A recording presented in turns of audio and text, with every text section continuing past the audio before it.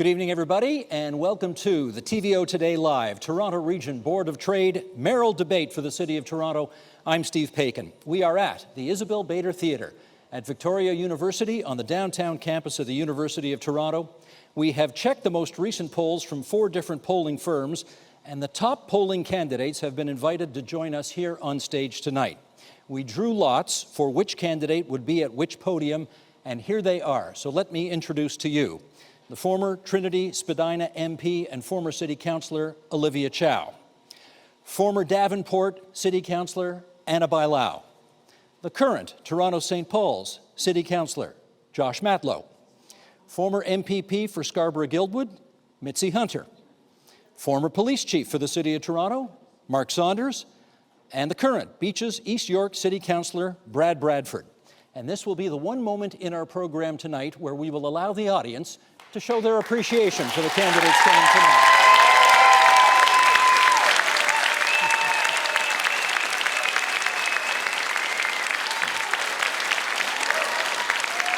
Okay, everybody, down to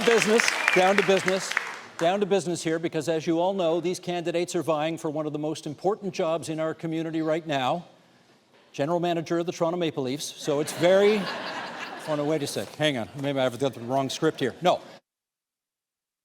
Next Mayor of Toronto. The candidates know the rules. They have agreed to abide by them, so let us begin. Right now, candidates, the City of Toronto is dealing with a deficit shortfall, a budget shortfall of $1 billion, roughly. If you're elected mayor, how would you deal with that? 1-minute responses to start us off. Olivia Chow, the microphone is yours. Well, the old approach isn't working. It's made TDC more expensive, but less reliable and not that safe. And not a single shovel have gone in the ground to build affordable housing. We need a different approach. I was on the budget committee for 10 years, and I always start with people's needs, what they need to make their life better, and what business need to make them more productive. We need other levels of government to come to the table, and I know how to do that as a former member of parliament. I will fight for Toronto for a better deal. I propose modest increase to property tax to build 25,000 units of housing. And I'm also looking at other revenue sources from vacant homes and those buying super luxury homes, because those folks can pay a bit more to help us out. Thank you, Olivia Chow. Anna Bailão, please. The City of Toronto is facing a significant budget deficit. I heard Janet say it, $1.6 billion. We're also suffering from a $46 billion pressure operating in capital over the next 10 years. We cannot solve this with property tax increases or cuts. It cannot be done. I know that Peter Wallace, our former city manager, was actually speaking at the Toronto Board of Trade just a few days ago, and that's exactly what he said. We have over $1 billion now that is the responsibility of other orders of government that we are delivering. We need a new deal for the City of Toronto. It starts with the province uploading the Gardner and the DVP. They need to take responsibility over these highways that were theirs, and that over 50% of the people riding on them are not from Toronto. We need to make sure that we use that money to fix our services and to fix our budget.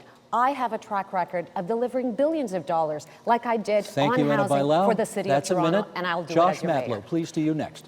Well, I am absolutely convinced that we can have a city that works, that's healthy, it's safe, it's affordable, and more livable.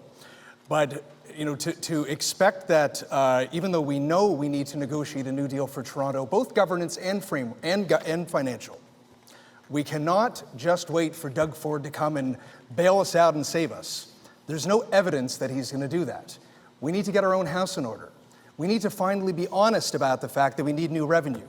We need to raise property taxes and put it towards services that are declining. We need to improve our infrastructure. We need a corporate commercial parking lot levy. We need to do what we can within the existing City of Toronto Act to take action on a city that needs our support, residents who need our help, the most vulnerable who need our help as well. But to simply just suggest that Doug Ford is going to come and save the day is dishonest, disingenuous, and not real. I will be moving forward with an evidence-based plan to support our city. Thank you, Josh Matlow. Mitzi Hunter, you're up next. Thank you, Steve, and good evening, everyone. It's really great to be here, and having served on the board of TVO for 6 years, I really appreciate the work that you do, and certainly Jan De Silva being the voice of business in our city and in the region.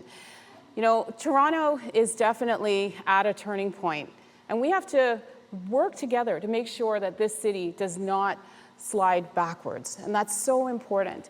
You know, I grew up in a home where my parents, my father, he was a small business owner. I actually was a small business owner at one point in my life and my career. I then became the Chief Administrative Officer for Toronto Housing, CEO of Civic Action, and Associate Finance Minister, building a pension plan for the province. I understand the importance of fiscal responsibility and making sure that the books are balanced. And that's why I've issued a very comprehensive platform that is going to make sure that Toronto grows as a city, a thriving city, but also pays Thank you, attention Mitzi to Hunter. balance our That's books as time. well. Mark Saunders, you're up next. Great, and thank you so much for having me here at TVO, and what a great city this is. I love this city so much, giving me the opportunity, first-generation Canadian, to have the opportunity to run for mayor. You know, controlling $65 billion is a critical responsibility, and what the residents are deserving is to make sure that the delivery of service is right there. And the question when we talk about value for dollar is never being asked. So making sure we measure outcomes is key and critical, and that is not happening. Being a leader comes from experience. Having a responsibility of $1 billion budget for 5 years, 7,400 people underneath my leadership, I have the experience knowing what to do, especially when you have 0% increase on the budget. When we talk about budget, if we're going to ask Ms. Chow about fiscal responsibility, I'll tell you right now, grab your popcorn, because you'll never hear how much of an increase of taxes, but I'll help you out. In 1997, when she was councillor, she said, huge tax increases over the next few years. We have a problem with that when we have affordability as the number Mark one Saunders. issue. Thank you very much. To be continued, Brad Bradford, your 1 minute, please. Well, thanks very much, Steve. And, you know, Jan De Silva outlined it brilliantly off the top. Toronto is facing a massive fiscal challenge, $1 billion in the budget this year and $1 billion gap next year. We need real leadership, and we have to be honest about the challenges facing local government. And as your mayor, I will get our fiscal finances in order. Working with council and a mandate from the people of Toronto, I will set powers to make sure that we are actually delivering value for money. There's many examples where the city ends up holding the bag for the province and the federal government. We do a lot of heavy lifting. We need to get dollars for those services that we're delivering. But the city also needs to get its fiscal house in order as well. And to start, we can save Toronto's taxpayers at least $200 million a year by moving forward with open tendering. Open tendering for our biggest construction projects in the city, allowing more workers to bid on those projects, get those jobs done faster, and save $200 million for taxpayers. Okay, thank you very much. And now the rules provide for 9 minutes, as the clock indicates, of sort of open debate among you. Anna Bailão, you get the first opportunity. Open tendering. What do you think of that idea? I think we should not have the savings that doesn't exist. Staff report was very clear on saying what savings were allowed, but these savings on the back of workers, and let me tell you, from a daughter of a construction worker that almost died on a construction site, I know the impact of health and safety. I know the impact of what actually a union means for a family in a tough situation and what that could cost if we didn't have that support. At the end of the day, it's going to cost us a lot more. Okay, I you're know opposed. firsthand from lived experience. Let's hear from Brad And Bradford I will on this. always Yeah, this is- stand with workers. This is a fallacy. These are vested interests It's being not a protected fallacy. by... I can Stand tell you by. it's not a fallacy. Are I we can gonna show shout you over the each other, reports or- from my dad's Anna accident. Bailão, please, one at a time. So we actually need to treat all workers equally. There are many men and women who work very hard in the construction, in trades, building projects all across this province. The city of Toronto is the only city in Ontario that runs a closed shop. And what we have you voted seen for since open tendering And you took voted place in for it. every other municipality in Ontario, what we've And seen you voted is for it. double digits, hundreds of millions of dollars of savings. And you in the voted city for of Hamilton, they saved 21%. They saved 21%. So if we were to do that here in Toronto, That's $200 million that could be saved. And I would just say, with the financial challenges in front of us, we need to make sure that we create more jobs for people, more opportunities for workers, build the infrastructure faster, and save hundreds of millions of dollars on an annual basis for taxpayers. Mark Saunders. Great. So here we are entering the form of Polititalk, because that's what we're getting. Listening to people that have great dreams and schemes and ideas while they're sitting in office did nothing. Did nothing. They should not be talking about what they will do. They should be talking about what they did do. And they put us in this situation. Mr. Bradford is flip-flopping. He already voted closed. Now, because it's mayoral race, it's now time to say open. You have to have leadership that has the ability of prioritizing what the needs and wants are, that are prioritized by what the citizens' needs are in order to be a successful city. And I can tell you right now, affordability is number one, building homes is number two, and not taxing like Ms. Chow is going to do. You'll never hear the percentage of increase. My percentage is not to go above the rate of inflation, but she will not answer that question. Let me give Brad Bradford Yeah. 20 seconds to respond to that, and then Mitzi Hunter, then Olivia Chow, then Josh. I would just say it's real rich getting lessons on leadership from a former police chief who quit on the job just months after having his contract renewed when the city was in crisis. This guy walked away. You can't be the leader of Toronto if you're a quitter. That is disqualifying. Okay, stand when it by. comes to open tendering, Stand by. I have to give the former chief a chance to respond to that. Yeah. What Mr. Bradford is not understanding is 60 years of an uphill journey as an immigrant, 38 years of service, saving lives and doing what was necessary. That is leadership. I went through a full contract, met my needs, signed another, we renewed but it. I Stand by. said very publicly, family first. I have values, and when it comes to family, they will always be first, which is why I have my wife's kidney right here. But let me tell you something. It's nice to hear this discussion right now. When he was in a seat, he took the housing platform on. Now it stinks. Yet he put his hand up and ran into that seat. So Well, that's which actually not true. Mr. Bradford do we have today? I'm just not sure who you are, Brad. Let's get You don't believe Brad, yourself please, at times. 20 seconds to Brad Bradford, and then Yeah, we're I'll- going to come down here. this is funny. I've been the chair of planning and housing for the past 5 months, and we have done more in 5 months than has taken place in the past 5 years. Legalizing multiplex, bringing more opportunities for more people to live in more neighborhoods. This is ultimately going to be a conversation about affordability in the city. We need more housing options for people. We need it done faster. We will talk and more that's about why- this in a second. And that's why practical solutions, We're going to talk more around about that in a second. affordability. Mitzi Hunter, the floor is yours. Thank you. And the job that we are running for is as mayor of the city.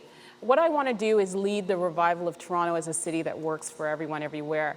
So when we're talking about affordable housing, I have a plan to build 22,000 units of affordable, below average market rent units for families, 2 and 3 bedroom units. I have a plan to get the city moving with TTC, making sure that we actually reverse the death spiral of lowering service and raising fares. I want to reverse that. I want to prioritize the construction projects that we need to build out our transit system from Downsview all the way to Scarborough, to make sure that people can get around our city and that we can build up our city for all of the people who are coming here that want to continue to come here and to live in our city and to work in our city. I want to make sure that services are paid for. We get rid of those potholes, we unblock the congestion, and that we clear the snow when it's needed. And that finally we have a vibrant and beautiful city. And to do that, we have to make sure that we have a budget that is transparent. And that's what I've presented, making sure that there's reasonable property taxes, 6%, which is just 0.5% above what the city has already approved for this year.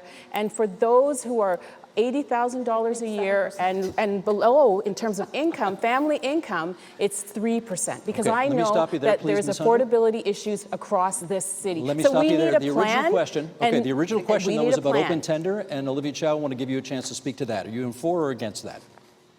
I'm against it, but I'm thinking of people that don't even have that kind of opportunity. I know of a person that just graduated from university, and Dahlia pays $1,600 for a basement room and share with 2 other people. Her rent is $1,600. By the end of the month, there's nothing left. And she said she can't even afford fresh fruits and vegetables. And also, canned soup itself, she can't afford. And that is serious problem. What we need to talk about when you talk about money is what the city, what the people need. People need housing. People need better transit. Business needs talents to come and stay here because she's thinking maybe she's American but Canadian also, that she might go back to the States. She doesn't want to do that. We need to keep our people here. Okay. And housing, affordability, better transit is what we need. Okay. A reminder, the original question is about the $1 billion shortfall here. Exactly. So, And that so costs Josh money. Matlow, come on in. You haven't spoken yet. I certainly would not go with Brad Bradford's suggestion that we need to start throwing our own workers under the bus. That's not how leaders operate. You know, we live in an unaffordable city for far too many people, but we need to lift people up.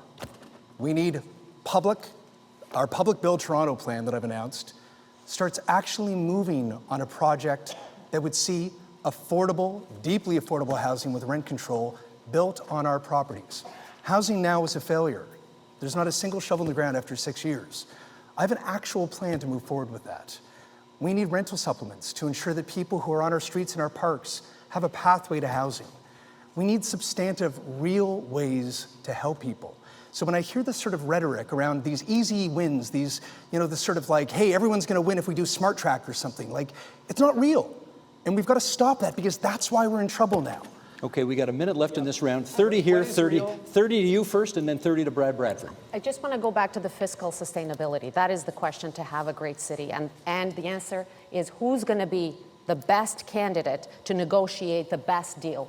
Who has the experience at City Hall of working there? Who has the relationships at Council? Who has the track record of delivering with the provincial and federal government? That is the question that we need to answer. We need to answer, is it somebody that has been an official opposition, or Mr. Dr. No that says no to everything, or somebody that is Brad going to be the Bradford for the Premier's last puppet, 30. or is Right. going to be somebody that is Let's going to have stand Brad- up here for we the go. city Bradford and needs bring some time to finish pragmatic, off. The real, Brad Bradford, to the the the table, real pragmatic question is, solutions to the why table. wouldn't people support open tendering? Why wouldn't you support a more competitive process where we could bring more good jobs to there are the city with our negotiated fair agreements. wage You have to respect process labor rights. and ensure we're bringing more opportunities for more workers like every other municipality. $200 million of savings every year. This is a And conversation candidates, about affordability. That is the end You of the have to first respect round, candidates. negotiated You'll have agreements. lots of time to get into these as we continue our discussion here, There's a because reason question that number folks two. won't support that, and Question it's not number a good two one. is about shelter, unaffordable housing, homelessness, high rents. Lots to discuss tonight under the heading of shelter. Anna Bailau, you get the first response of the 1 minute responses here to talk about some ideas you've got as it relates to shelter. You're on. I believe in a housing first approach and everybody having the dignity of a housing. But right now we need to do three things to deal with our shelter situation. We need to prevent people from falling into homeless. That's why my plan will triple the amount of funds in the rent bank. That's why I will create an anti-displacement unit to help renters to fight rent evictions. At the same time, we need to help the shelters. That's why my plan has money to help shelters with some of the issues that they're dealing with staffing as well. It has $5 million of rent supplements for victims of domestic violence, and I want to work with the federal government to create a new stream to deal with the refugees that occupy 1/3 of the people in our shelters as well. And ultimately, the real solution, we need to build supportive housing. And that is why I will be doubling the amount of modular supportive housing, which is a kind of construction that can be done a lot quicker. I've done it in my community. In the middle of a pandemic, 44 apartments Thank you, that Anna we've Bailau. built in It's 6 months. Josh Matlow, minute to you, please. Housing and shelter needs to be holistic, and I have a plan that addresses the right for everyone in our city to have a roof over their head. Whether they are an older adult and want to age in place, they might be house rich but poor because their pension isn't keeping up with inflation, and they want to be able to separate the units in their house, be able to actually have their kids live in one and somebody else to be able to supplement their income, to have everyone be able to afford to live in a neighborhood. To young people who want a home in this city and they can't even afford to live in the neighborhood that they were raised in. To people who are in our parks and on our streets, and you heard from the last administration and others that it was fine to violently and inhumanely remove them to put them into safe indoor spaces when they were telling us, if we really listened to them, that they didn't feel safe in those shelters. We need increased capacity. We need better environments in our shelters that have integrity and respect. And ultimately, Okay, we need to Josh ensure that Matlow, there's a that's your time, pathway I'm to a afraid. home. Mitzi Hunter, you're up next. You know, I grew up near Kennedy and 401, and there's a hotel there. I visited recently, and inside it's become a temporary shelter. 450 people live there. The majority are elderly. And that's the reality, is that we are housing people temporarily in hotels at great cost. It's over $300 million to the city budget. What I want to do in my plan, which has been presented, it's fully costed, is to provide transitional housing so that people can move into supportive housing with mental health, wraparound supports. Our shelter system is overflowing. People are living in parks, on transit, and rough on the streets. And so I want to add 400 shelter beds so we can ease that transition into permanent housing. Mental health supports is also essential for, thank you. Mental health supports are also essential so people get the wraparound care and support that they need. We have a rise in addictions and substance abuse, particularly since the pandemic. So we have to do this. This Bay Street needs to support this program I gave you 5 as extra well. seconds because the Post-its fell on the floor, but okay. Now we're all even now. Mark Saunders, a minute to you. The root cause of this is supply. Front and center, supply. And city government has let us down. When we follow history, and we know that the average purpose-built rental, 90% of purpose-built rentals are over 40 years old. Everybody knew this, yet nobody addressed it. We have to build, and we have to build now. When we talk about a plan and look at the process, which no one here is going to adapt to because they let it happen, the process does not invite builders to come in. The process right now, on average, is 3 to 5 years. My plan involves making approvals go through within a year, having a navigator follow it to ensure, measuring City Hall and measuring builders to make sure that there is proper accountability, and making sure that at the end of the day, we have the opportunity to build. When we have people that are saying that they're going to create their own plan and outsmart, it's wrong. Government's responsibility is to create the environment, and it's up to the builders to have that environment to build. And if that doesn't work, we're in this homeless Thank you, Mark crisis. Saunders. Okay, Brad Bradford, a minute to you.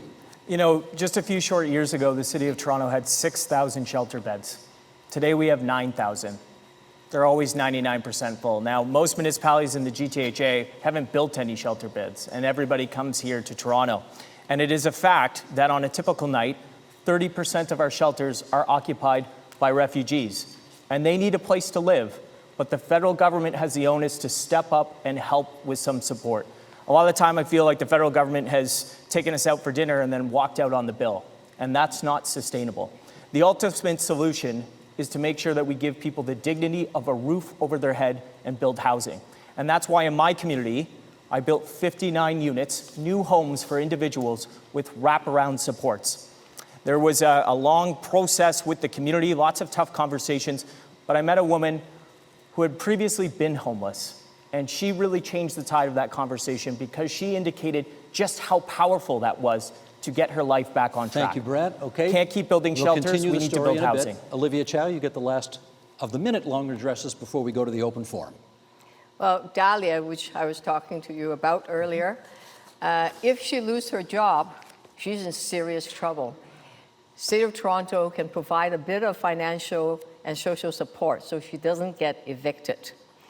If, hopefully not, she gets evicted, she becomes homeless, then there is a respite center for her.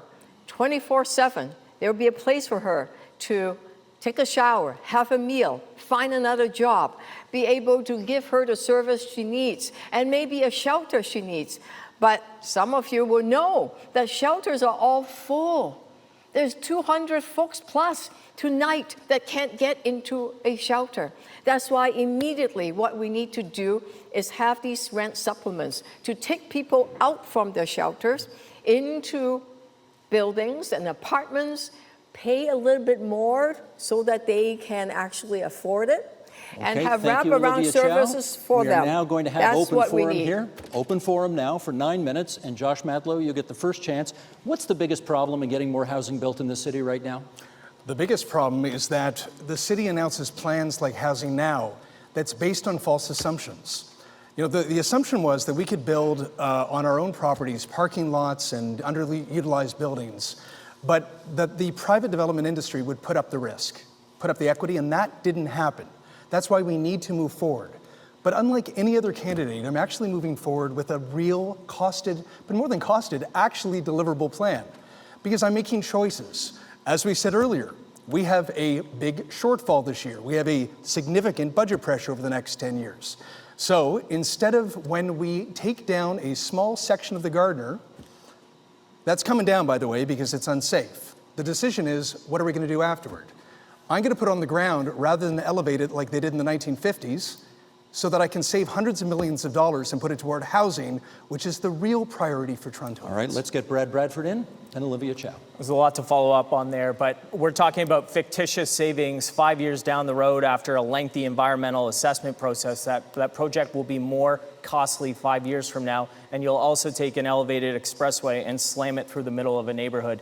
That is not the right thing to do. The congestion problem in this city is out of control. We need to get on with the infrastructure. We can't revisit decisions literally from 7 years ago. And that is kind of the point. We need less talk and more action at City Hall. And, you know, I saw that as an urban planner working in the chief planner's office. The challenges with the bureaucracy. You know, the folks at the Board of Trade know this. We have the unenviable statistic of having the slowest approvals in the entire country. It takes nearly 3 years to get an application through a zoning bylaw amendment. And that is just too slow when we have the challenges that we're facing around affordability. So I will speed up that process to deliver more housing faster to make sure that people can afford to live in this city. Olivia Chow, then Mitzi Hunter. Well, all the folks here have been in charge. They've been on the executive committee, deputy mayor, they've been in charge. And yes, we have a huge, long planning process. And that is not acceptable. You have to have deadlines, either say yes or no. Let's be transparent, make it digital, and show where which application, what map, and how long it has been. So when you have things that are transparent, it becomes accountable. But back to the housing question, we need to build, under my plan, we will build 25,000 units of housing. Instead, right now, what the City of Toronto is doing is getting the private developer and having them approve one by one by one to the federal government, getting the federal offer of funding. What we can do, if the city is the developer, is batch all 25,000 and say to the federal government, we will take that $82 billion that you offer on the table for your national housing plan, and we'll accept that money and build. It's so much faster that way. Okay, forgive me, I did say Anna Bailão actually before. Anna Bailão, then I'm Mitzi sorry. Hunter. This is why it's so important to elect somebody that knows what they're doing. First of all, I'd like to have Mark Saunders understand that supply is very important, but supply will never build supportive housing in this city. Let's be clear about that. We need to build supply. It has an impact on affordability, but it will not build the supportive housing that we do. The same thing that you can't tax your way out of housing. You cannot tax your way out of housing. You need the private sector. You need the nonprofit sector. You need the three orders of government. That's how you're going to be building the supply, the affordable housing, and the supportive housing, like I have done in so many instances in supportive housing and in affordable housing as well. Okay, Mitzi Hunter, and then Mark Saunders. So, you know, the housing crisis that we're in is being played out on our streets. We see it. It's very visible with so many homeless people. 10% of them are youth, and we have to address that. You know, my 2,000 supportive housing units are not necessarily purpose-built units. We'll just acquire those units. We can provide the wraparound care and support within existing structures because we have to do it quickly. I also want to let you know that I do have a plan for building more publicly owned rental housing units, as well as deeply affordable home equity units so that people can purchase a house and live in this city, because we need a spectrum of housing.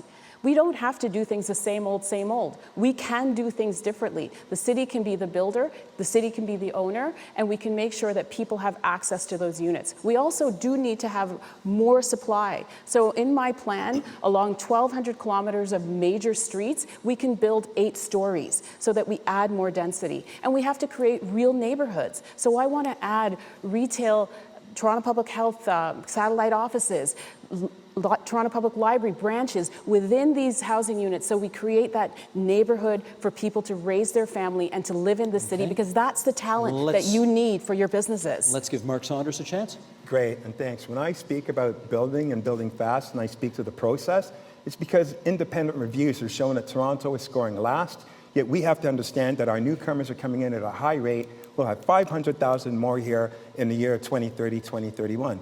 Now, Ms. Bailão was trying to celebrate the fact that she was in charge of the housing, and she built houses at an incredible rate of 1.8%, meaning that it would take 46 years to meet the goal of 40,000 affordable houses in the 10-year timeline. That's not good. You need new leadership in the right position. And talking about building, I'm talking about multi-income. We have it working in Regent Park, where we have rent geared towards income, where we have market value, and we also have supportive wraparounds with not-for-profit entities looking after the management. It can work. We've shown that it can work, but we have to have the ability of creating the process, which does not happen right now, because the people here caused this bottleneck right from the start. Okay, you did mention Ana Bailão, so I got to give her a chance to respond to you. Go ahead if you want to go back at that. I will. You know, we had governments stepping away from housing from decades. We had to bring the city back into the housing business, and that's what I did. I'm proud of that. We brought a budget that was $96 million to a $4 billion. We stopped selling land and actually using land to create affordable housing. We stopped the sale of units at Toronto Community Housing and have a fully funded $2.6 billion that is now dignified homes for people in the city of Toronto.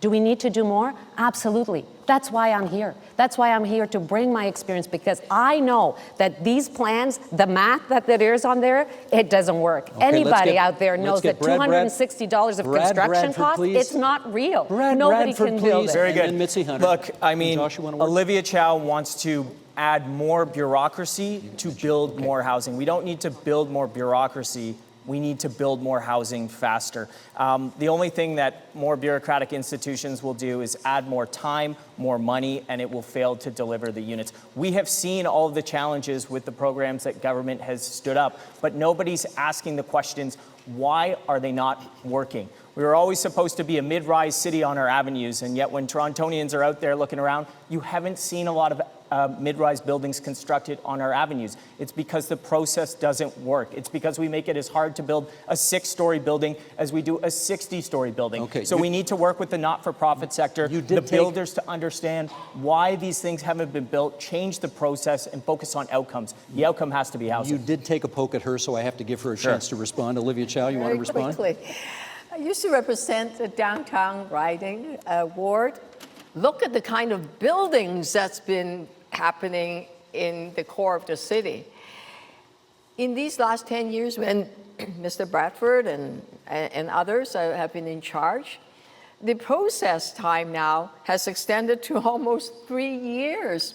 There are more policy advisor in the planning department than people that actually do the planning application approval process, and that has to change. Okay, let me give 30 and seconds I'm not here saying that we need to hire more people. We need to give people deadlines so that the process is much faster. Let me give Mitzi Hunter the last word here. What we don't need is more of the same. And, you know, all due respect, Ms. Bailão, the housing now has not worked. It has not provided not one unit of affordable housing since it's been underway. You know, the plan that I have is where the city is the builder and the owner of those units, so that the motivation is about building more affordable housing for more people. That's our time in this segment, but you did take a poke at Ana Bailão, and I got to give her a chance to respond. Is it did. true? Not one new unit? That's what she's saying, not You know one what? new unit. We have 3,000 units in the city of Toronto under construction right now. And the But no housing one's now, I living can in tell them you, I because can of tell all you, the delay. in 3,000 under construction, 1,600 Under construction. completed, and 15,000 that have been approved. Okay, that's the last word in this section. Let's move on now, And because Ms. public Mitzi will be safety, one of them. public safety has been a very big issue lately. I don't have to tell anybody here. Josh Matlow, you get the first word on this. What ideas do you have to make Toronto a safer city? I believe that the police are good at what the police do, but they should most often be the last resort when it comes to addressing the issues that we're experiencing in the TTC, for example. I've been reminding my colleagues for a long time that while we experience violence in the TTC, it doesn't begin in the TTC. It begins in our neighborhoods. It begins in our communities. There are people who are experiencing poverty, lack of access to housing, trauma, mental health, and there should be trained staff who are working with us as a rapid response team to work with transit control, to identify individuals with the potential violence and de-escalate them and prevent a tragedy from happening. The police are called as the last resort. I also believe that we need to address the root causes of youth violence in our communities. Okay, more to and come, finally Josh invest Matlow. in our kids. Time's up. Okay, Mitzi Hunter, a minute to you. You know, in the last year and a bit, I've been to 2 schools in Scarborough where 2 teenagers were shot and killed. And, you know, this is the kind of situation that we're facing in our city. Addressing violence in our community is a complex challenge. Yes, it involves policing, but it also involves the social determinants of health, housing, employment, education. And the city does have a role in terms of investing in those root causes. And that's why I have a plan to make sure that we have safety on the TTC, for sure. That's the only way we're going to get ridership up. I also want to invest in our neighborhoods and in our communities, public libraries, with youth hubs, so that young people before and after school have a place to go, as well as hours on Sundays. I want to invest in the things that will grow our communities and make sure that Thank Toronto you, is a Mitzi safe Hunter. place That's for your all. minute. Mark Saunders, you're up. Thank you. You know, I love this city because I used to take great joy coming back from other cities and saying, Toronto is a safe city, Toronto is a clean city. I'm running because we have normalized crime and disorder. And when we look at the leaders here that are running for the debate, I kind of find it a little ironic because it was Ms. Bilow and Mr. Matlow that raised their hands to say, remove the guns from the Toronto police. Remove the guns. And Mr. Bradford put his hand up too. So I can't take them serious when they talk about community safety. My plan involving the TTC and making it safe is the best plan. And it will be able to execute quick because the Toronto Police will take over that using special constables, making sure that they're visible, having an assist button instead of a help button, which will help people that are in need. 99% of the people that are causing disruptions are people that need help. And I'll make sure that it is done properly and appropriately, and the city will be safe again. Transit will be safe. It'll make our city And that's robust time again. there. Brad Bradford. Yeah, I would just say that I can't take Mark Saunders seriously when 86% of frontline police officers voted non-confidence in his track record as police chief, as a failed police chief. So I don't think that's the answer. And I think when we look at all of the metrics during his time as chief, the numbers were moving in the wrong direction. Look, the reality is people don't feel safe on the TTC right now. You see it on the platform every day. Their backs are jammed against the walls. And that's because there's not a 0% chance that they could end up on the tracks. I've come out with my Safe TTC Now action plan that will install platform edge doors at our busiest stations, something that's been talked about here at the city for a decade and hasn't moved forward. I will boost the security presence with special constables in our stations and on the network. We will make sure that folks have access to mental health and crisis response teams when and where they need it on the system. And of course, cellular service so that it doesn't matter who your carrier is, you have access and connectivity when you're Thank riding you, Brad the TTC. Bradford. Okay, Olivia Chow, you're up.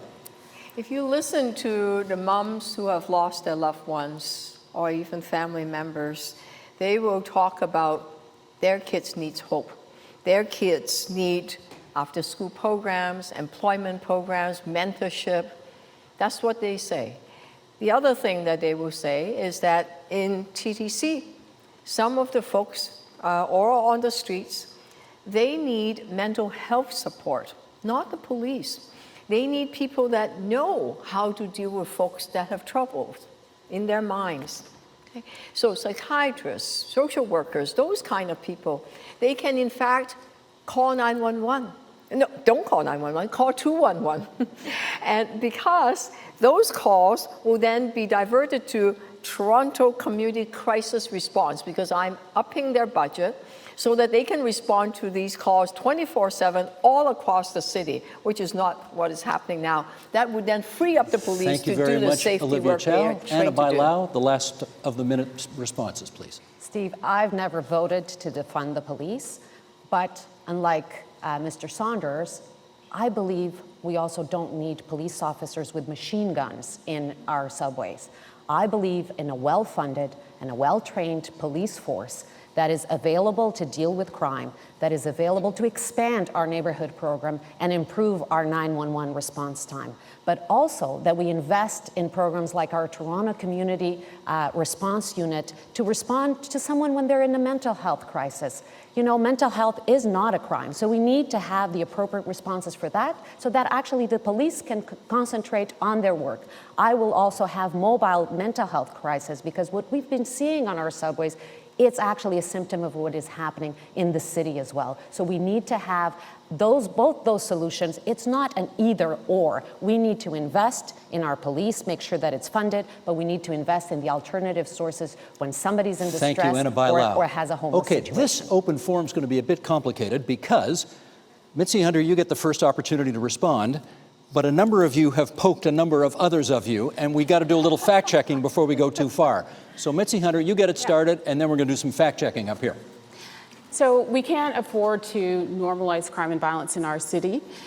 This is not the city that we want. We have to make investments, and we can't cut our way to those opportunities. We have to have investments in programs for young people, for our community broadly in terms of reductions of poverty, and absolutely making sure that there are alternatives to calling the police. In my TTC safety plan, I will pair social workers with the transit officers so that when people need help and support, it's right there. They don't have to go far. It's right adjacent to the intervention that the officers will provide. I've long championed ending gun violence by making it a public health issue. And I've seen some real positive efforts that the BRAVE program has delivered at Sunnybrook Hospital. And so let's bring these initiatives to scale, like the mobile crisis response unit that is intervening for wellness calls versus having the police there. It is not an either or. We need to make those investments, and cutting our way will not get us there. Some allegations have been made up here, and we really do need to fact-check these. Josh Matlow, to you first. The former chief said you voted to remove the guns from the cops. Could you speak to that? So first of all, it is amazing to hear such progressive, wonderful rhetoric from some of my peers here who are announcing the very things that I've been advocating for years as a city councillor, and many of them voted against. You know, Show us how well you can work with councillors. Anna, I didn't go along to get along just to get appointments. You know, like the reality You didn't is. get anything done. You didn't get anything done. That's right. Other people's got things and done. I imagine Nick Cavalis will help you get a lot done. But Lots of people. I have a full team of people to get me things done. and I'm see, very fortunate and to get okay, lots of support, Anna, hold on just including for a 5 moment, councillors. if you would, with all due respect. But you know, the way that Mark Saunders, I mean, he takes this Doug Ford approach, which is fear-mongering, and you know, we didn't want police to walk around, as Anna, by the way, correctly said, with military-grade weapons. I think that's reasonable in Canada. But ultimately, this sort of Doug Ford approach does not work, this bullying approach to scare you, to think that the only way to keep people safe is to react, to arrest. There is a reason why we are experiencing crime and violence, and we're not going to arrest our way out of it or react our way out of it. Okay, let we me need get to Brad- address the reason why it's happening in the first place. I'm coming to you, Mr. Saunders. Brad Bradford, the allegation was made against you as well that you voted to remove the guns. Yes or no? No, as Josh Matlow and Anna have indicated, I mean, it was a conversation about the type of equipment, and the equipment budget soared under Chief Saunders. That is true. What I would say is we need reform, right? We need reform, and I think we can all be adults and recognize that what we were doing was not working. And Chief Saunders actually said after he quit the position, 40% of the calls that we ask our frontline police officers to respond to should be responded to by other people. And so that vote for defund was really a reflection that we do need reform. And I think Chief Saunders agreed. When I talk to frontline officers, they tell me that they're not trained to be marriage counselors. They're not trained to be social workers or mental health crisis responders. And that's why we need to invest in police, because we have 700 fewer officers than we had in 2003, and yet the city has grown by 1 million people over 20 years. But we also need to invest in mental health supports, Let in me our get Mark streets to homes Saunders. teams, You made and a mobile comment about crisis response Let units. me get in here for a second. You made a comment about Mark Saunders that 86% of frontline officers voted no confidence in him. I want to give the former chief a chance to respond to that. Yeah, it's funny being schooled about policing by anybody on this podium. But, I've got flip-flop Brad here. It's wonderful, talking to me about downsizing when I didn't. What I had to do was deal with the city agency, which was the Toronto Police Service, which they funded. And they gave me 2 years of a zero budget that I had to manage. So there's a start for any reduction on anything. But secondly, I'm using special constables. I don't know where this discussion on guns and machine guns are coming from. Because that's what... Okay, what I brought up... You did bring it up. What I brought up was... You did bring it up. That Ms. Bailão and Matlow voted in favor of immediately banning police officers from carrying guns, and that all the guns were to be destroyed within a year, June 29, 2020, CC 22.2. That's what I'm talking about. But she's talking about me carrying machine guns on subways. I don't know where this magic is coming from. Bless her on that. But listen, when we talk about leadership, which is what I did, I will always fight for the best interest of every citizen in this city. And so when I got that approval, it was because I was fighting. I was fighting to make sure that those officers were going to wear body-worn cameras. I was fighting to make sure that a 37-year-old shift schedule was changed to today's times to give better delivery of service. And I was talking about using special constables towards the front line to add the same value, not diminish the quality of policing. That's called leadership. But as soon as they got challenged, they put their hands up to take guns away. That is not leadership. Okay, leadership is leaning in when you have to fight for what's right. They certainly don't know how to do that. Thank you, Mark Saunders. We haven't heard from Olivia Chow in this round yet, so go ahead. Yeah, safety also means when you call 911, you get a response and not getting put on hold. I have that experience when my dad had pneumonia. He was in a nursing home, and I was put on hold. I was desperate. I was scared because my dad wasn't breathing well. And being put on hold, I don't know how long, it was, maybe a minute, 2 minutes. I don't know. It felt like eternity. 911 calls grew in terms of wait times under Mr. Saunders. And what we can do is if we divert those mental health calls away from 911, then we could actually have 911 really speeding it up so that when we call, when we're desperate, we get immediate service. Okay. That is what we need to do. Anna Bailão, then Brad Bradford. I'm just going to say that there was a few more things that grew under Mr. Saunders. Homicides increased by 23%, auto theft increased by 80%, and homicides by shooting went up by 48% under his leadership as well. Do you blame him for that? That was under his leadership. Do you blame him for it? It was under his leadership. He's the one that has going to have to answer for that, right? As a leader, you answer for that. I answered for the accusations that I had no housing building. I told you how much housing was affordable housing was actually being built. So somebody has to answer for those questions as well. And and the other candidates should talk about who's going to defund or not defund the police. There's plans out there that are going to defund the police. Brad are there Bradford, any please. candidates that are going to defund Brad the Bradford, police? please. Yeah, I mean, the numbers under Mark Saunders' leadership when it came to crime in the community were not good. They all moved in the wrong direction. We're still recovering from that. But Olivia made a good point, and that was about 911 response times. And that's why in this budget, I voted and supported, and we increased $48 million to Toronto Police so that we could hire 200 more frontline officers to keep our community safe, but also have the resources so that we can actually hit our service standards when it comes to 911 response times. I had a friend in Parkview Hills whose father actually passed. He called 911 and he was put on hold. And there was a 6-7 minute wait. Now that's, it was a complicated situation, but you can imagine how challenging that is when your father is in pain and you're making the call and nobody's picking up. That's unacceptable. So, you've heard the allegations made that crime went up on your watch. I want to give you a chance to respond. First off, I'll put my record up against any former chief or anybody here on the podium on any given day. Number two, what I like about this, and it's very healthy, and I'm glad they brought it up, the police service is a city agency. They're talking about all of the gaps and lack of resourcing because they didn't budget it. That's what the problem is. Leadership is not about listening to the loudest voice in the room, which is what they do frequently. That's why I'm running. I have the knowledge and skills and know-how to make informed decisions and listen to the right voices, the collective voices, what it needs to make our city safe. Let's give Mitzi Hunter the last word in this round. Forgive me, we're almost out of time. Leadership Sorry, is Josh, we're about almost out of time. results as well. And under your watch as former chief, crime has gone up, and that's the result. You know, as a former education minister, if kids aren't learning in our schools, I'd have to account for that. And that's our time in this round, everybody. In some ways. Forgive me, got to keep us on schedule here. Here we Still, go. we don't know who's going to defund the police. The next question is about congestion. This city has never been harder to get around. I'd like to know what you all intend to do about the congestion in this city right now. And Mitzi Hunter, you get the first crack at this. Okay, so this is definitely a question that I embrace as someone from Scarborough. I know the challenge it is when we don't have good access to public transit. You know, when I was graduating high school to go to university, I got 2 acceptances, York University and UTSC. And my mom, she simply said, UTSC is 1 bus ride up the road, and that's how I chose my university.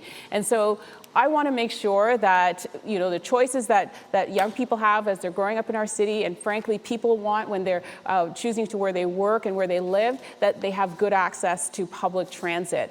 And I have construction priorities that's embedded in my plan to build the North York Scarborough subway extension from Downsview to Scarborough, making sure we connect that line along the northern part of our city, making sure we connect the waterfront east LRT as well. We have 9,000 students that go to the George Brown waterfront campus. Mitzi Hunter. We'll have a chance to have Sure. more during the open forum. Mark Saunders, a minute on congestion from you. Thanks. And when we have bad congestion, we have bad business.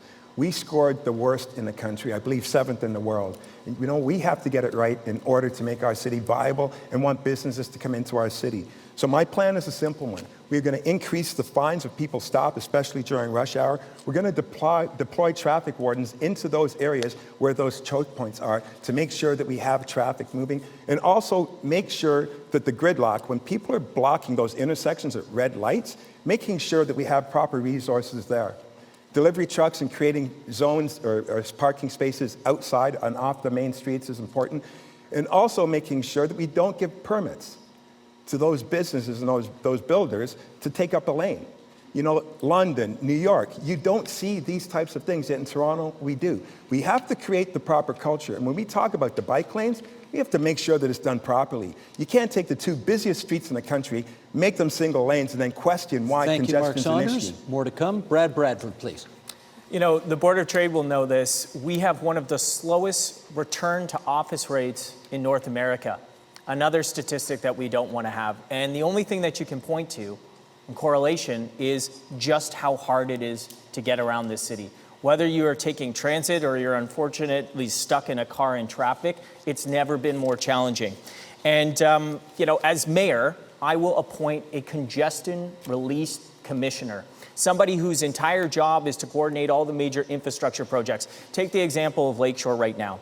When you're down on Lakeshore sitting in traffic, you have the city working on Lakeshore Boulevard, you have the province doing the Ontario line, and you have the federal government doing the flood protection of the Don River. And you ask yourself, who is in charge? Who's coordinating this? The answer is nobody.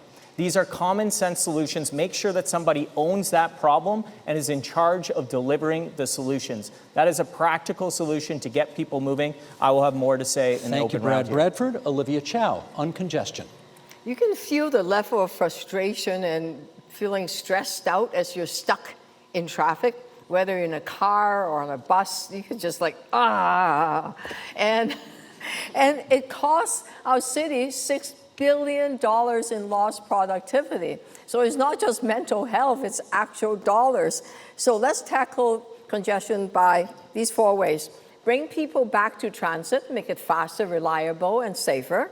Build more mixed-use neighborhoods so people can work and live close by, so you don't have to commute too far. You have better coordination of construction. Yes, it's very, very, very disturbing when you see pylons and nothing happening on that lane that's been all blocked off other than some parked construction cars there.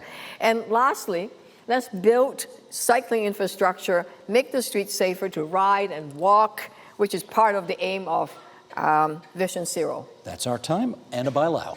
Well, congestion is costing our families times with each other. It's costing our business productivity, and that's why we need to deal with it urgently. First thing, we need to make sure that people feel safe to come back to the TTC. That's why we need to bring staff back, eyes and ears, restore the services, have more cameras, have Wi-Fi, make sure that the TTC that we have today is safe and people return to use the TTC. Then we need to make sure that we deal with the congestion on our streets, the construction that we have. We extend the construction hours so that that can happen quicker and get the construction out of the way. And that we use technology as well. Why aren't our red cameras connected to ticketing so that when somebody is blocking the intersection, actually gets a ticket? I will do that. I will also make sure that our very successful rush hour ticket and towing gets expanded citywide, and it's done on a permanent basis as well. It's a mixture of things that we need to address. Thank you, Anna the Bailão. issue. Josh Thank you. Matlow, last word on this. I don't accept that construction should have a God-given right to take over our lanes for 2 to 3 years at a time. I don't accept that if some selfish idiot thinks that their coffee is more important than everybody behind them, that they shouldn't get fined, because if they don't care about us, they might care about their own pocketbook. I don't accept that Metrolinx should be allowed to create such a mess on streets like Eglinton, and I'm really concerned about what they might do along the Ontario line if they're not held to account, and I'm going to do that as mayor. They need more oversight. They need more transparency. They've treated neighborhoods and small businesses like collateral damage, and that's not acceptable. I'm going to be building and expanding transit in Scarborough and across our city in a realistic, evidence-based way that's funded. I'm going to be reversing the cuts to the TTC, because ultimately, if we have a multimodal city where you can walk, bike, take transit when it's safe, reliable, and affordable, then we become less of the traffic that we're frustrated with in the midst of. Thank you, Josh Matlow. Okay, Mark Saunders, you get the first kick at this. And we heard an idea here from Brad Bradford about a so-called congestion czar, a new position to oversee all this to try to make some progress. What do you think of the idea? Well, that is part of my platform as well, too. Too many times the sidewalk and the roads get ripped up and then put back in, and then another utility comes in, rips out, and goes back in. So making sure that there's enough accountability to be seamless and having all of those utilities doing it once and once only. But, you know, I also want to speak about the fact that technology is something that is important when we talk about gridlock and building faster. Making sure that we have the opportunity of double shifting or continuously working around the clock to make sure that we clear up the traffic. We can't be number one in the country. It affects business. And the other thing, when it's politically led agendas, putting bike lanes in certain areas, compromising the development and creation of small businesses. If our small businesses fail, then our city fails, our economy fails. Big businesses won't come in when they watch small businesses fail. Olivia Chow. Well, Mr. Sanders' whole thing is about protection, it's about safety. What about the cyclist safety? We know death happens when you don't have good infrastructure. And Mr. Sanders, when he was the chief, took out the traffic cops. And guess what? The roads got a lot worse in terms of congestion, and the ticketing, the traffic, the number of cops in it fell to an all-time low of 20 in 2018 during the time when he was the chief, and has deadly consequences, and it caused even more congestion. Let me give him a chance to respond to that. Yeah, you know, Ms. Chow, with all due respect, not against bike lanes, but I'm against when it's a politically led initiative.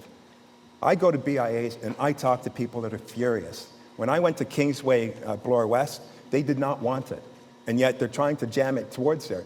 Doing it right and doing it safe is absolutely something to do. Eglinton West, it works well. Ellesmere, it works. So there's an opportunity of doing it, but the how. But you know, Ms. Chow, you know, getting back to you, you in the seat, it's all about taxes. We already know that, but you know, you won't talk about that because we already know where you're going to go. If you can't afford living right now, I guarantee you, Okay, Olivia we- Chavez. we've talked about that. We've Excuse talked me, about quickly on ripping that, up please. a bike lane costs a lot of money. It's wasting money. Money's already put to build the bike lane, and you want to rip it up. That's called wasting taxpayers' dollars. Josh Matlow got a little shortchanged in the last segment, so I'm going to give him a little extra time here to talk about how you would handle. I mean, I understand everybody's very concerned about commuters, about drivers, about cyclists, and so on. Yeah.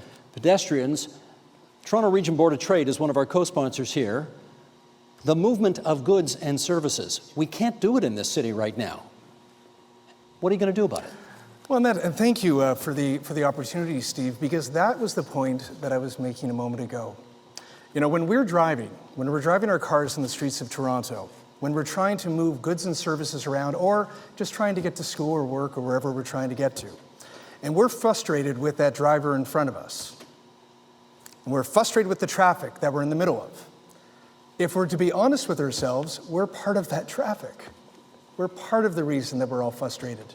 But if you create more opportunities and more options for people to get around our city, whether it be by foot, whether it be by bike, and if you invest, I mean, the way that they cut the TTC was so wrong because it actually disencouraged people from using that as an option. I mean, imagine if there was a restaurant that decided to give you awful service and then up the menu prices, you'd never go back. We need to do the opposite with the TTC. We need to make it the better way. And ultimately, if we really want to deal with congestion, we need to have people have options to not drive and use different ways to get around our city. Brad Bradford, then Anna Bailão. The question was, and I think it's an important one and one that the Board of Trade has identified, how are goods going to move? How are we going to deal with all the trucking and logistics here in Toronto? People forget that the Rochester, Buffalo, Toronto, Montreal shipping corridor is one of the busiest shipping corridors in North America. We have active ports, manufacturing facilities all across the southern portion of Toronto, and those goods have to move. There are candidates on this stage, Olivia Chow, Josh Matlow, that want to tear down the Gardiner, part of that critical link to move those goods. Down no matter what. That's not the But you debate. don't want to rebuild it. That is And you don't factually want to rebuild incorrect. it and you want to slam it at Josh. grade. I want everyone to understand Don't mislead what me. this would do Hang to on, one moving meeting goods here, and Dan. services through the city. This would add significant delay to a decision that was made in 2015. You would take an elevated expressway, build a ramp down at grade for 240 meters, and then you would ramp it back up to the other elevated expressway. That's ludicrous. It will cost us hundreds of millions of dollars more years of time and delay, and more traffic for everybody, and further congestion Being for fair those here, important let's be goods fair that got to here. move. We We said need Anna practical Bailão, then Mitzi solutions Hunter, then to Josh. get Torontonians Okay, moving, Brad Bradford, and hang on. tearing down the Gardiner is Stand not by, a good that's idea. enough. Do I not get an opportunity to... Yeah, you will get an opportunity to speak to that. Anna Bailão, Mitzi Hunter, Josh Matlow, Mark Saunders. Here we I'm go. glad that Brad covered the Gardiner issue, which I know is exactly what the Toronto Board of Trade was asking about. It was about the Gardiner. I'm going to go back to the bike lanes, because what we have in here, it is political ideology that we're using. Of course we need a cycling network, but that's exactly what we need, a cycling network, the same way that we need to move our TTC and our cars. So we can't have bike lanes in every major road. We can't. I know that in my community, there was a push to have a bike lane on Dufferin because we needed a north-south route. Absolutely, we needed to connect the corridor. But that was also the busiest bus route that we have. And we had to say no. We had to put it on one of the side areas. Okay, let's and we make need sure- pragmatic and common sense solutions. And what we have is have it all, everywhere, have it nowhere, and Where rip did it you see apart. Mitzi Hunter, please. That's what we have. We Mitzi need Hunter, common please. sense So and getting- pragmatic. Mitzi Hunter, How did you please stand see by, that? everybody. Mitzi Hunter, you have the floor. Council for 10 years. Hang on. So What getting are the you talking city about? moving is, I mean, there are many things that we have to do to address congestions. The services, filling the potholes, making sure that the snow is cleared, so that people can get around and move easily in our city. We have to invest in that. We can't, decline in our services and then expect that things are going to be different. And so I do have a comprehensive plan that is fully costed that will address things like that congestion, making sure we get rid of the bottlenecks, and also that we do invest in public transit so that people can get out of their cars and into public transit. That too will relieve the congestion. Josh Matlow, you wanted to respond to Brad Bradford. Yes, I find that these kind of debates are so unfair to Torontonians. because they're not factual, they're not real when you hear stuff like that. There is no debate on whether or not the eastern section of the Gardiner, at least past Cherry, is going to come down because it's crumbling, it's not safe. Like, there is no actual debate over that. Everyone agrees it has to. The real question is, and the only question is, what do we do with it from there? Do we put it up in an elevated way like they did in the 1950s? That's old planning. That's not the way that cities around the world do it. In fact, we would stick out like a sore thumb internationally if we did that. The best way to move forward is to not only build it on the ground, but then save hundreds, literally hundreds of millions of dollars and put it toward, yes, opening libraries, opening schools after hours, investing in transit, investing in housing, investing in the things that matter to us, and then ultimately open up 5.4 acres of land for new housing. Mark Saunders has the floor. This is what 21st century Way now to the Gardiner. Mark And Saunders, on please. And on and on Yes, and I on just- and Mark on we Saunders, go. please. I just want to be very clear. My plan about bike lanes is simple. It can be done if you work with the communities where it's going to have an effect. My plan is to take out University because University Avenue, seconds matter. You don't need to add an extra layer of traffic when people are coming in and it's life or death situations, and then making sure we suspend further discussions until we have the right plan. But you know, speaking of Mr. Bradford, who has tremendous ideas of what to do, I've heard them, never heard him ever address any one of them at City Hall, but the one I loved the best was in April of 2020. During the middle of the pandemic, we still hadn't the vaccinations out, and he wanted to explore the further idea of heated bike lanes. How about spending your taxpayers' dollars on that? Okay, I got to give him a chance to respond. You get the last word in this segment, Brad Bradford. Yeah, I mean, Mark's record on city building is zero. It's actually worse than his record on being a failed police chief because he hasn't done anything. We need to make sure that we have safe infrastructure for everybody in the city. We need to unclog the congestion, the people who are tied up for hours in gridlock. We need to make the TTC safer and more reliable. We need to create walkable communities so people have options to get around their neighborhood in a safe way. That's We've got to gonna be the build last real word. infrastructure. That's going to be the Mark last doesn't know word of anything this about segment. that. We have one segment left, and that is on the question of democracy.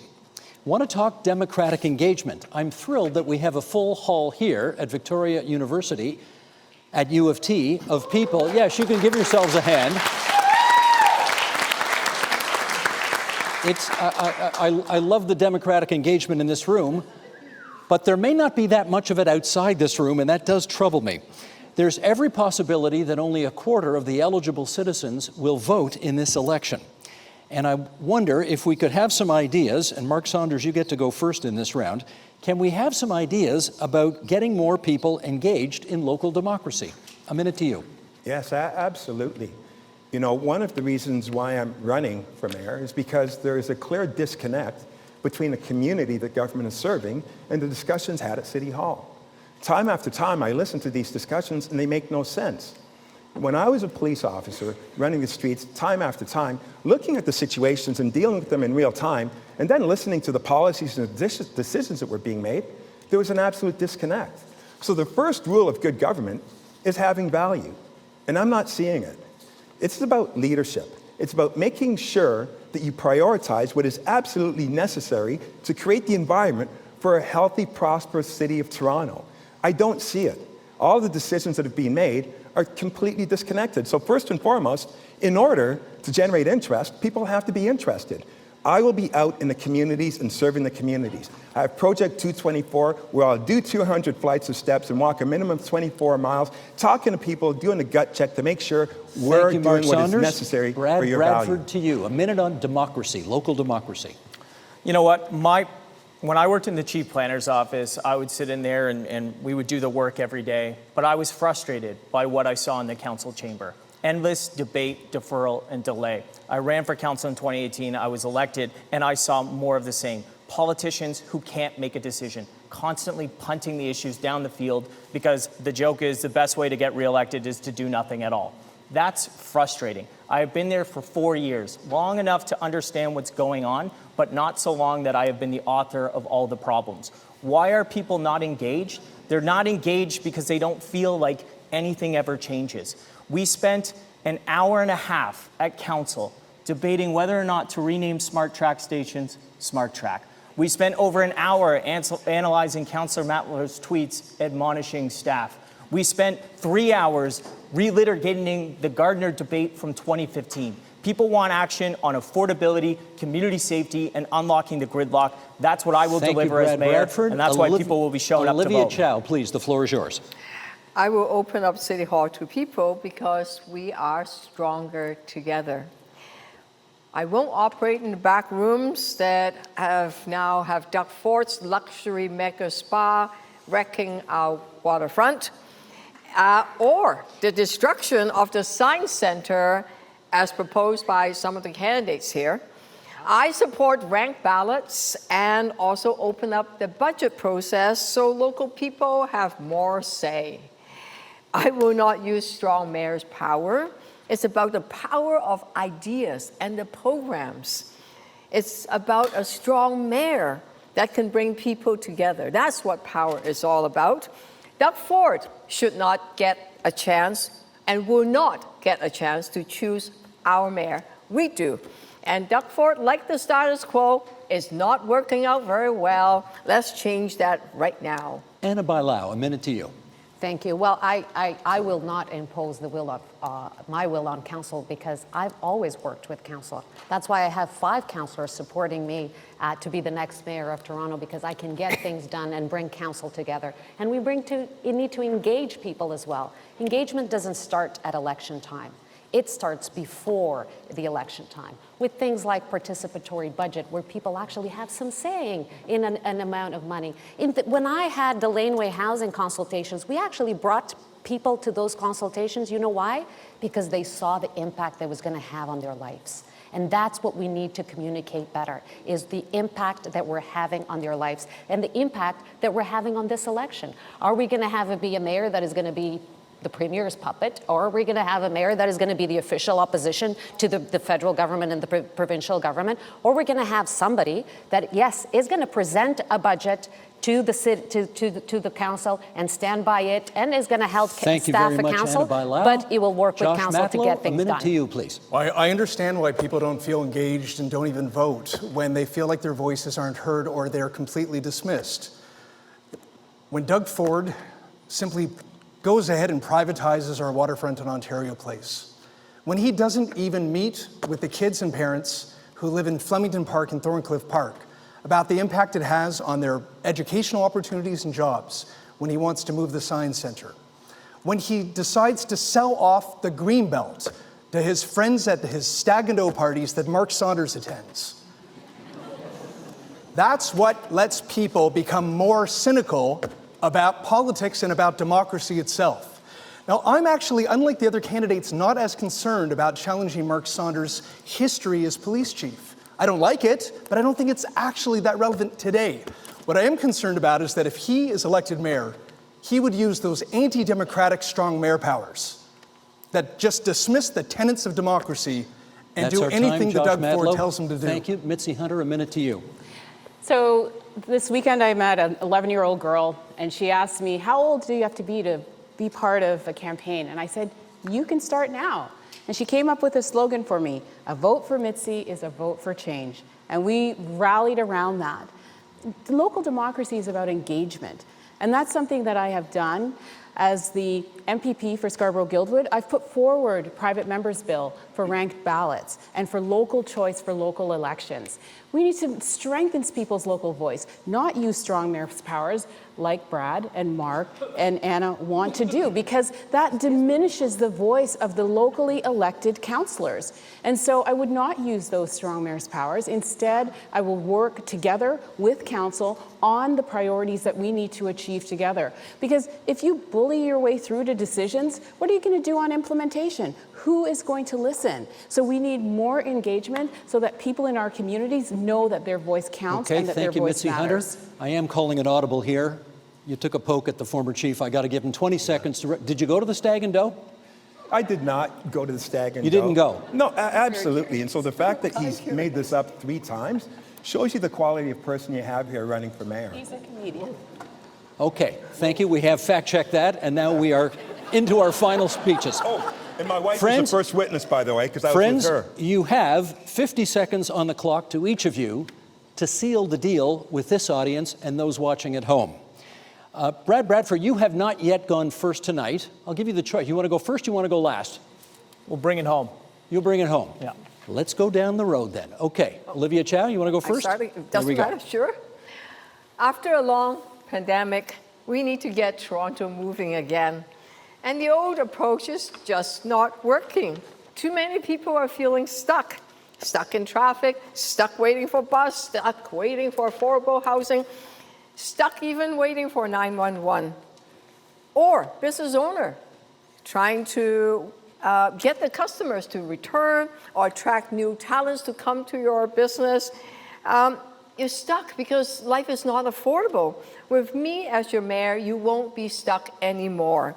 Let's nurture all the opportunities that are growing here in Toronto. Let's get a better deal for Toronto, build a strong, caring, and safe city where everyone belongs. Thank you, Olivia Chow. Anna Bailao. Thank you.